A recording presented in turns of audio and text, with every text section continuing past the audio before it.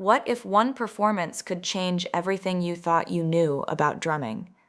Not because it was the loudest, not because it was the fastest, but because it felt impossible.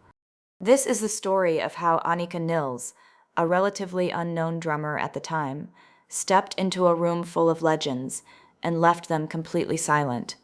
And at the center of it all was a technique so subtle, so controlled, that it didn't look special at first, but it changed everything. The day everything was on the line. When Rush, one of the greatest rock bands in history, began considering a return to live performance, the world immediately reacted. Because for most fans, Rush meant one thing: Neil Peart, a drummer who wasn't just playing beats, but building entire worlds with rhythm. So when the question came up, who could possibly replace him? There was no easy answer, no obvious choice, just silence and expectation. Until Anika Nilles entered the picture, the drummer few saw coming. At the time, Anika Nilles was not a mainstream name, but in musician circles, especially online, she was already something else entirely. Her videos didn't look like typical drum performances. There were no flashy tricks, no exaggerated showmanship, just a drummer sitting perfectly still before suddenly creating rhythms that felt almost impossible to follow. What made her different wasn't power, it was control, deep, almost mathematical control, and that is exactly what caught attention. The audition reportedly took place in a quiet Toronto rehearsal studio, a place where Rush had built some of their most iconic soundscapes. There was no audience, no stage lights, just instruments, silence, and pressure. Geddy Lee and Alex Lifeson were already there, watching, waiting. Because this wasn't just an audition, it was a test of legacy. Anika arrived early, calm, focused. She didn't bring an oversized setup. She brought a carefully tuned drum kit designed for one thing: precision. Then came the moment.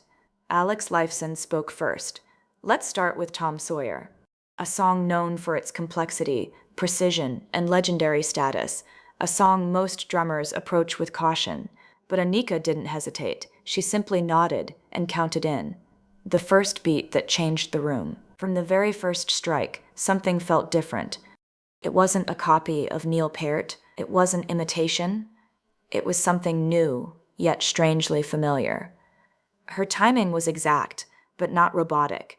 Her groove had movement, a kind of breathing quality, like the rhythm itself was alive. And then something subtle happened, something most people would miss.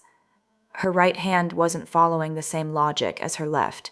Her feet weren't simply supporting the beat. Each limb felt like it had its own voice, its own rhythm, its own intention, but somehow it all stayed perfectly locked together. The secret technique revealed. What Anika was doing is something drummers describe as full limb independence, but in her case, it went deeper than standard training. It wasn't just coordination, it was separation of thought. Her hands and feet weren't reacting as one unit. They were operating like multiple musicians inside one body. That meant something powerful. She could play different rhythmic ideas at the same time without losing the groove. For example, one hand could be playing a steady pattern, the other could be adding unexpected accents. Her feet could shift between different rhythmic foundations, and yet it never sounded chaotic. It sounded intentional. That was the moment Geddy and Alex started to change their expressions, because this wasn't just skill. This was something deeper.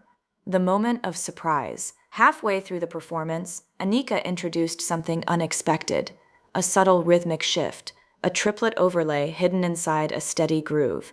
It didn't break the song, it elevated it. Suddenly, the entire rhythm section felt like it had opened up, Geddy's bass lines locked in differently.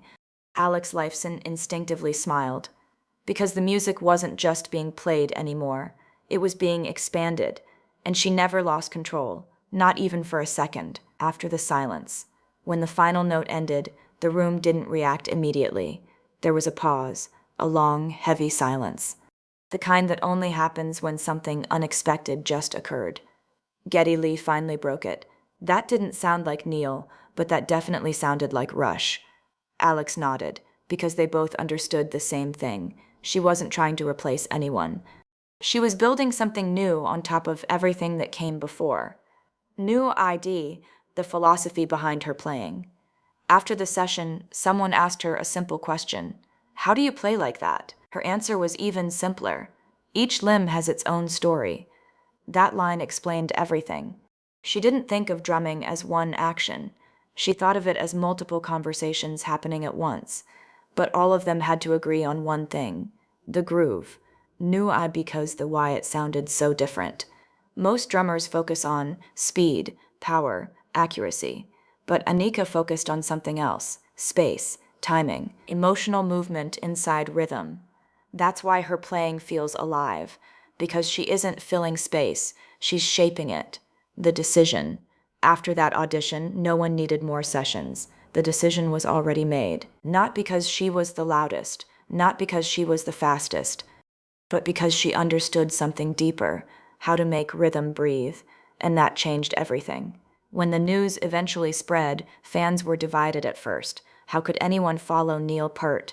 But then clips of her playing started circulating, and opinions began to shift. Because people weren't just hearing technique, they were hearing evolution. Anika Nilles didn't become remarkable because she copied greatness. She became remarkable because she redefined it. And that leads to one final question. In a world full of incredible talent, is it skill that makes someone unforgettable, or is it the courage to sound completely unlike anyone else?